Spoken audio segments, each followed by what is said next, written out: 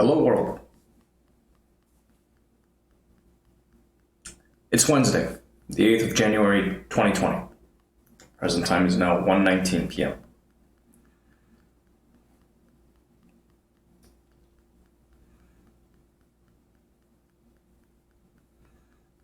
This morning I learned that I have a fire I need to fight. It's something I created for myself. But before I get to it, I'm going to read a bit.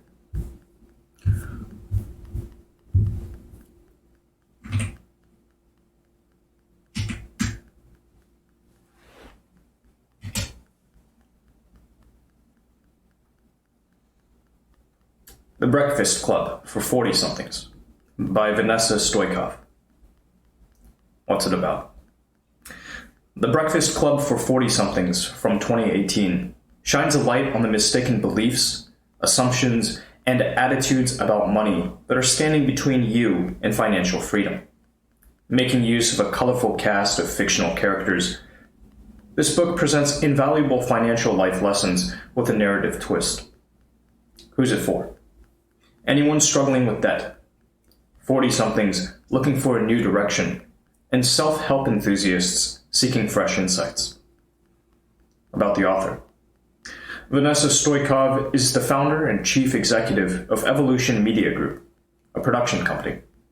Stoikov's financial insights have been featured in publications such as news.com.au, The Daily Telegraph, and Money Magazine, and she is also the creator of Australian TV show Learn from the Money Masters, the investment series. What's in it for me? Find financial freedom in your 40s. Once you reach your 40s, it's safe to say you're not the high school prom king, nerd, or cheerleader you once were. Your path in life has led to new roles like worker, breadwinner, spouse, parent, or all of the above.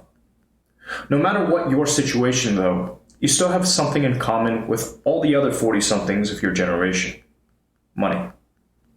Most people hope that middle age will bring them financial security and freedom. However, many find some stumbling blocks between them and prosperity in the second half of their lives. That's where this book comes in. In the narrative about the lives and fortunes of 6 distinct characters, they relate money expert and storyteller Vanessa Stoikov's decades of personal finance experience. Along the way, they reveal the damaging attitudes, beliefs, and assumptions about money that are holding you back, and show how you can build a secure foundation for your family's future. In these blinks, you'll discover the connection between your childhood and your current bank balance, why $1 million salary doesn't always add up to financial security, and one thing even a billionaire can't buy. Indulging your every want leads to a lot of debt that you don't need. What's stopping you from achieving financial security? After 2 decades of educating people about money, personal finance guru Vanessa Stoikov believes she knows the answer. In her opinion, there's not just one thing standing in your way, there's 5. There are 5 damaging attitudes you'll need to let go of if you're going to achieve long-term prosperity and fulfillment. In these blinks, you'll meet a cast of characters who embody these bad attitudes, and you'll learn just how they turned things around, or how they didn't.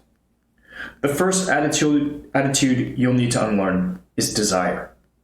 In today's consumerist society, it's easy to confuse the things you want with those you need. Surrounded by media images of glamorous celebrity lifestyles, you may find yourself spending excessive amounts on designer clothes, fast cars, or extravagant restaurants. Sure, indulging your desires is part of what makes life fun, but unfortunately, doing so can also burden you with debt, which is likely to send your anxiety levels soaring. Josephine, a successful entrepreneur and businesswoman, knows all about desire and the stress it can put on a person's finances. Although she owned a successful communications business, a business that provided her with an annual income of around $1 million a year, one thing she didn't have was financial security. Hundreds of thousands of dollars came into her bank account each month, only to leave just as quickly, all thanks to her decadent lifestyle. Josephine splurged her massive salary on everything from huge mortgages on a string of luxury properties to five-star hotel suites to personal makeup artists. Unfortunately, Josephine's desire for a lavish lifestyle was costing her more than just money. It was taking its toll on stress, too. From the outside, it looked like Josephine had a perfect life, but in reality, she had to keep working extremely hard to keep the money rolling in each month. Josephine knew if she took her foot off the gas, she would immediately encounter difficulties. She had so heavily leveraged her property investments with debt. This manic, work hard, play hard lifestyle had suited Josephine in her 20s and 30s, but now, in her 40s, she's finding that she doesn't have as much energy. Unfortunately, with all her desires and their accompanying debts, slowing down hasn't been an option. Clearly, Josephine needs to reassess her lifestyle and her desires. As you'll learn in the next link, she's not the only one. When you don't focus on the right things, you're headed towards failure. What do you really want out of life? Not just tomorrow, but in 5 or even 20 years' time. If you're a little unsure, then you're not alone. All too often, we fail to clearly envision exactly what we want our future to look like. Without this grand vision, we have trouble focusing our efforts on long-term goals. Instead, we live day to day, searching for fulfillment in our next vacation or job, but rarely finding anything more than fleeting moments of gratification. This brings us to the next attitude that's holding you back from a prosperous future: your focus. Meet Jasper, a 40-something man who's been struggling with focus ever since he left high school. During his formative years, Jasper didn't have a problem with focusing on what he wanted. In high school, he was a star athlete. He looked to be headed for great success and had no problem envisioning a future career in professional sports. Unfortunately, through a combination of bad luck and injury, Jasper's athletic career never took off. He's been drifting through life ever since. He never replaced his vision of becoming an athlete with any other long-term goal. So at the age of 40, he's without focus. He bounces from one dead-end job to the next, living for the weekend and drinking too much. He lives with his elderly mother because he can't afford to pay for an apartment of his own. Deep down, Jasper is a decent guy. But because he doesn't know what he wants from life, he's ended up with very little in the way of possessions and almost no savings for his retirement. However, not everyone who struggles with focus does so because of a lack of it. Problems can also arise when a person's focus is too narrow. Meet Jane, a lawyer and single mother to 8-year-old twin girls. Although she has the potential to earn a very decent income, Jane only works part-time. Why? Because she's always made her family the main focus of her life. When she was younger, she believed that getting married and having children would be enough to bring her happiness. Unfortunately, when her husband became abusive and their marriage ended, Jane was left to shoulder the financial burden of raising 2 children. However, her current job barely covers the family's expenses, let alone a retirement plan. Finding herself in this precarious position, Jane is starting to realize that focusing so much on her family isn't bringing her the happiness or peace of mind that she'd anticipated. Money is a limited resource for most, but time is finite for all of us. Even if you're bad with money, you're probably savvy enough to know that it doesn't grow on trees. We all understand, in theory at least, that money is a limited resource. Yet many of us fail to grasp that time is finite too. We act like we have all the time in the world to get what we really want, whether that's closer relationships with our loved ones or a solid financial plan for our retirement. But time, like money, is something we can't afford to waste. Many 40-somethings have competing demands on their time and finances, from teenage children to aging parents, which means they delay making arrangements for their financial future. Believing they have plenty of time to secure their finances in the years to come, they continue to focus purely on the urgent demands of the here and now. Karen and Russ did just that. While Karen was a stay-at-home mom, Russ worked long hours to provide his family with a comfortable lifestyle. Unfortunately, while the couple had a great house and enjoyed overseas vacations, they hadn't put a plan in place to ensure their lifestyle remained sustainable. They had a big mortgage, for example, but neither of them had any life insurance. This meant that if anything were to happen to Russ, or if he were suddenly unable to work, his family might lose their house. Furthermore, with Karen out of the workforce for so long, her retirement income would be worryingly small. Once they crunched the numbers, the couple realized that even if they downsized and sold their house in the future, it still wouldn't give them enough money to enjoy a comfortable retirement. But an unhealthy attitude towards time doesn't only hurt those with financial troubles. It can also negatively impact even the most financially secure people. Brad was a self-made billionaire who owned a global technology company. However, despite his enormous wealth, Brad's life was far from perfect. Because he'd been so focused on his career, he'd never dedicated the time to finding the right person to settle down and start a family with. He also had a distant relationship with his parents and only really communicated with them through his personal assistant. In other words, Brad lacked loving relationships in his life, and no matter how much money he had, he couldn't buy back the time he had failed to spend on getting closer to other people. Your childhood beliefs around money may be hindering your progress as an adult. What do you think about when you think about money? Perhaps either that it's something to be spent and enjoyed, or that it needs to be saved for a rainy day. Many of our attitudes about money are formed during childhood. They're handed down to us by our parents. Most of us reach adulthood without ever questioning them. But these attitudes aren't correct or even helpful just because we've clung to them for a long time. In other words, if you're serious about building a better financial future, you might need to examine your core beliefs about money. Remember Jasper, the former athlete? Unfortunately, he doesn't just lack focus. He also inherited damaging beliefs about money from his father, who spent his life working 18-hour days for little pay. From a young age, Jasper's father drummed into him that working for a living was extremely hard and that money was very difficult to come by. As an adult, then, Jasper felt that the best way to protect himself from the hardships his father had suffered was to eschew ambition and try to work as little as possible. Unfortunately, this reluctance to knuckle down and work meant bouncing around from job to job. As a result, he never progressed up any sort of career ladder. Jasper may have avoided his father's struggles, but he's got plenty of his own as a result of his damaging beliefs.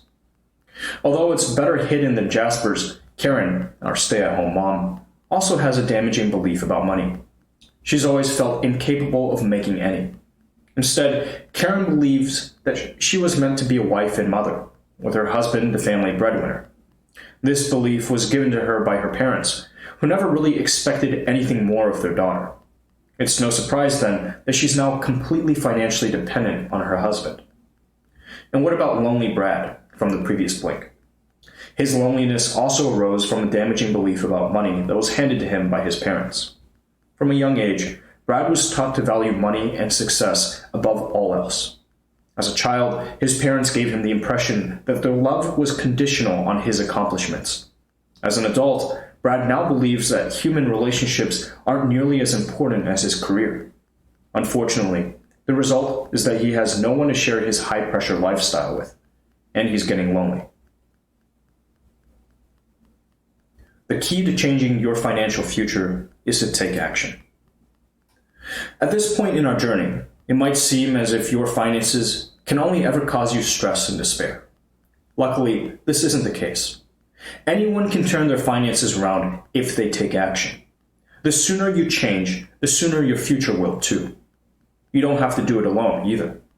Talking to a trusted financial advisor can help you understand your options and the changes you and your family need to make. So what did Ben, a financial advisor, advise our group of assorted 40-somethings, each with their own unique financial challenges? First, Ben advised extravagant Josephine to come to grips with her desires, which had loaded her up with debt over the years. Following his advice, Josephine sold most of her luxury properties and used the money to buy her remaining homes outright. It considerably lessened her expenses and reduced her stress levels. Next, Ben advised Karen not to let damaging beliefs about herself hold her back any longer. Karen launched her own business, which built up her confidence along with her and her husband's retirement savings. Now Karen is well on her way to a secure and fulfilling future. As for our former high school jock Jasper, Ben advised him to focus on bigger goals, like establishing a real career for himself. With some financial help from his mother, Jasper was able to go back to college and study physical education. Sadly, though, Jasper's beliefs were just too deeply entrenched to overcome. After only a year, he dropped out of college and lost a lot of the money his mother gave him. He is yet to achieve financial security. Lastly, Ben correctly pointed out that both Karen's husband Russ and billionaire Brad needed to unlearn their attitudes towards time. Russ had to act immediately to secure his family's financial future, so he took out life insurance and protected his family's income in the event that anything were to happen to him. Brad, on the other hand, needed to spend more time with his ailing mother, who was terminally ill with cancer. Encouragingly, in the final months of her life, he rearranged his busy schedule and took the opportunity to rebuild his relationship with her. The positive changes that this bunch of 40-somethings made prove that, even in middle age, you can still transform your relationship with money for the better. Final summary. The key message in these blinks. By the time you get to 40, you've probably made some money mistakes in your time. Whether they've struggled to build a sustainable career or failed to grow a nest egg, many 40-somethings are grappling with an uncertain financial future. But it's not too late to take action.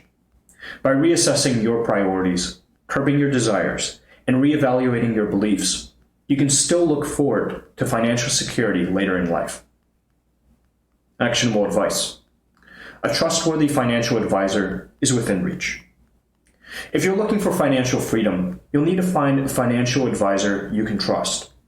With this in mind, you should always look for an independent financial advisor, one who doesn't earn a commission on any of the financial products she deals with. Instead, look for an advisor who only makes money from the fees her clients pay her directly.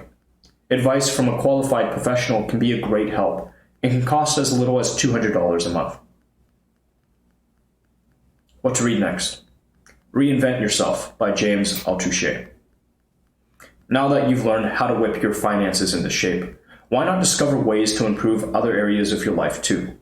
Packed with practical tips and techniques, the book Reinvent Yourself reveals how you can continually readjust your approach to both life and business and forge your own path to success. Drawing on inspirational stories from the religious leaders, artists, and billionaire entrepreneurs who have mastered the art of self-reinvention, this is your essential guide for surviving and thriving in a world that is changing at breakneck speed. So for your next crash course in self-improvement, check out the book Reinvent Yourself.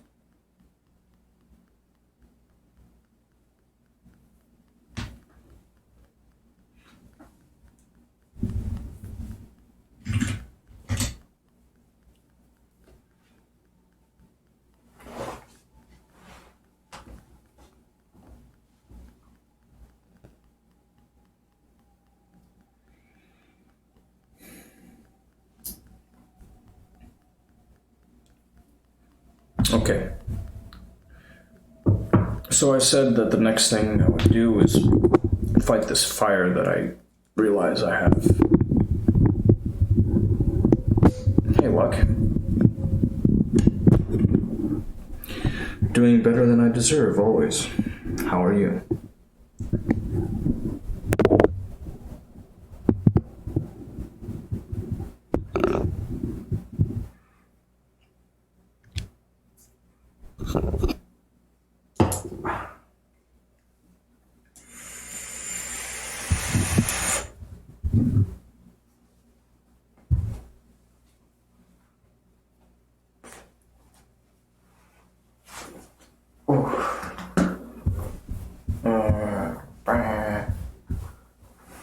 Uh-oh. Where's my trackpad? How come I can't see my cursor? Oh, it's not responding again. Goofy, annoying, confusing. I never know what's going on with this thing. What is it, boy? What?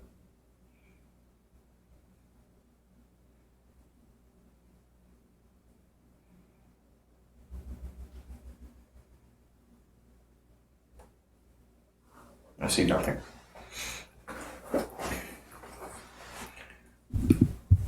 Okay, now it starts working. Good. No majoba. Yeah, he's a little sweetheart. Paul.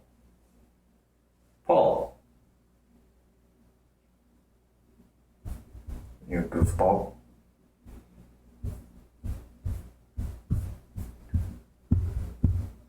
Paul is a sweetheart.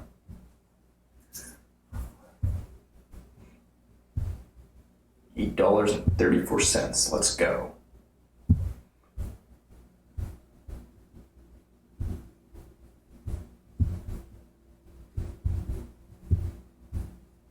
I'm not able to read chat for the moment. Gotta get something set up. But I'll be able to see soon. He's helping you. Yeah, he's a help. He's a help. He's a lot of work, but he's help. Look, you say, well, you're deciding on a new Mac. The 16-inch is too expensive. Maybe you'll get the Mini.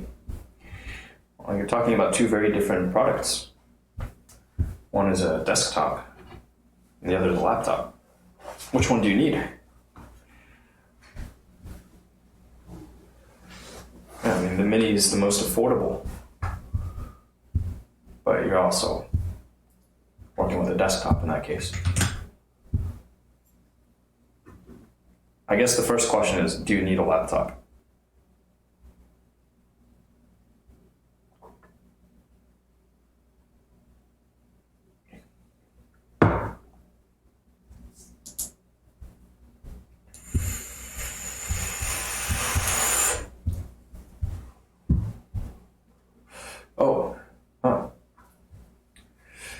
Well, I don't move around much, and the battery's not user replaceable. Yeah, so like maybe if you don't move around much,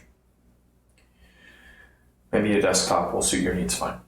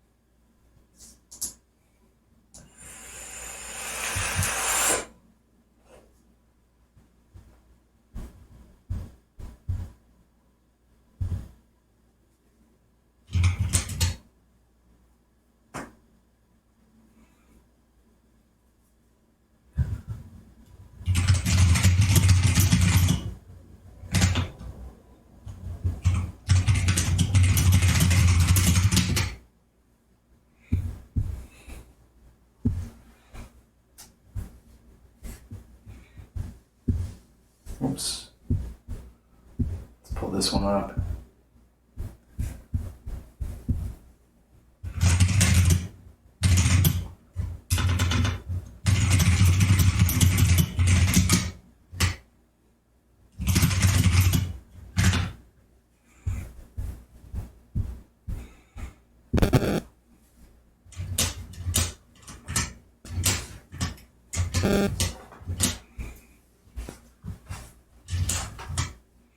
Let me go ahead and just run this whole thing.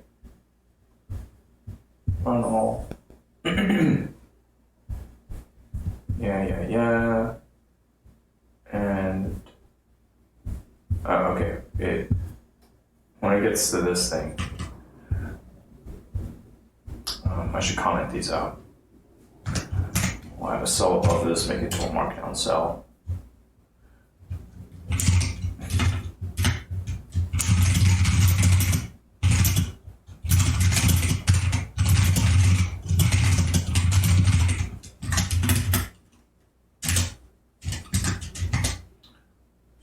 Comment out that block,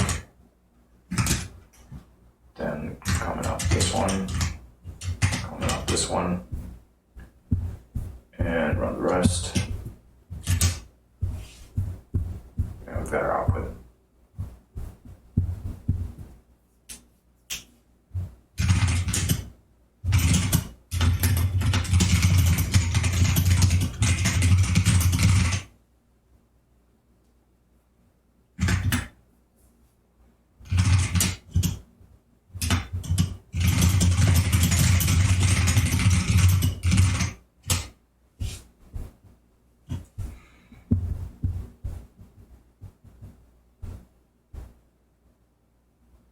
close and halt.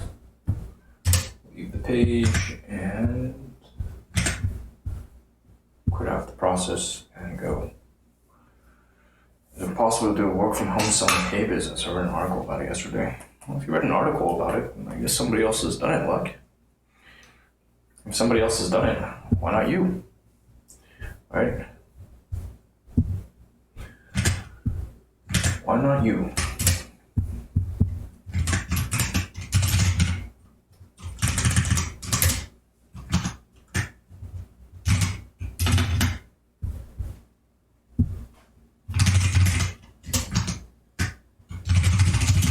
Anyhow, I've got a little something I take care of. I'll be back in a bit and pull some plugs. Dun dun dun dun dun.